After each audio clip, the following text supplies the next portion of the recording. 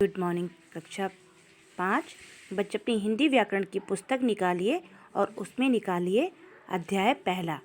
तो अध्याय पहला आपका क्या है? भाषा, व्याकरण तथा लिपि।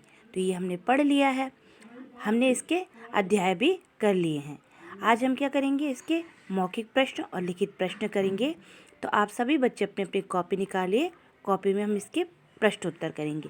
तो सबसे पहले आप अध्याय 1 भाषा, व्याकरण तथा लिपि लिखेंगे। तो इसमें मौखिक प्रश्न है क वाला, आप अपने विचारों को किन किन तरीकों से व्यक्त कर सकते हैं? तो इसका उत्तर आएगा बच्चों, हम अपने विचारों को मौखिक व लिखित रूप से व्यक्त कर सकते हैं, यानी कि बोलकर या लिखकर हम व्यक्त कर सकते हैं।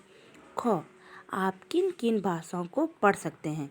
तो भाषा पूछी गई है आपसे, तो आप हिंदी व अंग्रेजी लिखेंगे। हम हिंदी व अंग्रेजी भाषाओं को पढ़ व लिख सकते हैं। जिनको अन्य भाषाओं का ज्ञान होगा वो अन्य भाषा भी लिख सकते हैं। ग, पंजाबी भाषा की लिपि क्या है? तो पंजाबी भाषा की लिपि है गुरुमुखी। तो ये मौखिक प्रश्न हो गए। लिखित प्रश्न है, भाषा किसे कहते हैं? वह भाषा के दोनों रूपों का वर्णन कीजिए। तो इसका उत्तर होगा, भाषा भावों, यहाँ पे ये छूट गया है, इसको पहले लिखेगा, तथा विचारों के आदान प्रदान का साधन है। यानी कि जब हम अपने विचारों को किसी को दूसरों को बताते हैं, किसी दूसरे के विचारों को सुनते हैं, तो वो किसके माध्यम से सुनते हैं? भाषा के माध्यम से। अब भाषा के दो रूप हैं, तो एक होता है मौखिक रूप और दूसरा होता है लिखित रूप। आगे बढ़ते हैं। ख वाला इसका लिखित प्रश्न में है, बोली किसे कहते हैं? किन्हीं 3 बोलियों के नाम लिखिए। तो इसका उत्तर होगा बच्चों, सीमित क्षेत्र में बोली जाने वाली भाषा बोली कहलाती है, यानी कि जो कम जगह जिसका प्रयोग किया जाता है उसे बोली कहते हैं। जैसे हरियाणवी, राजस्थानी और मगही आदि। इसमें आप गढ़वाली भी लिख सकते हो। ग, भारत की राजभाषा कौन सी है? भारत में कितनी भाषाएं बोली जाती हैं?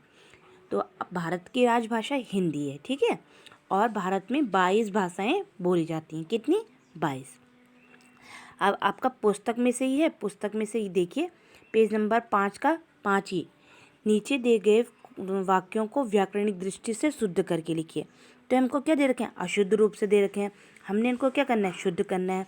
5वां डालेगा, नीचे दिए गए वाक्यों को व्याकरणिक दृष्टि से शुद्ध करके लिखिए। तो इसमें पहला है, गाय घास चर रहा है।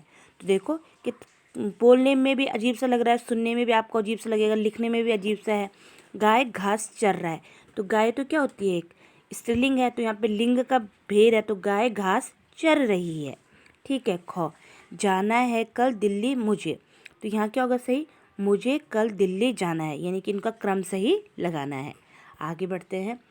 लड़का के पेड़ पर चढ़ गया, जो कि सही होगा, लड़का पेड़ पर चढ़ गया, ठीक है। इसमें कारक संबंधी अशुद्धि है। घ, लड़कियां खेल रही हैं, जो कि होगा लड़कियां खेल रही हैं, ठीक है। तो इस प्रकार से ये अशुद्धि करेंगे। तो बाकी हम अपनी पुस्तक में ही करेंगे, और जो लिखने का काम होगा वो लिखने का काम हम अपनी कॉपी में करेंगे। तो ये हमने प्रश्न उत्तर किए। अब हम इसके नेक्स्ट वीडियो में हम क्या करेंगे? इनके जो उचित विकल्प पर हैं उनको हम फिर से करेंगे और अपनी पुस्तक में इनको भरेंगे, ठीक है। तो आज हम इतना ही करेंगे। ओके।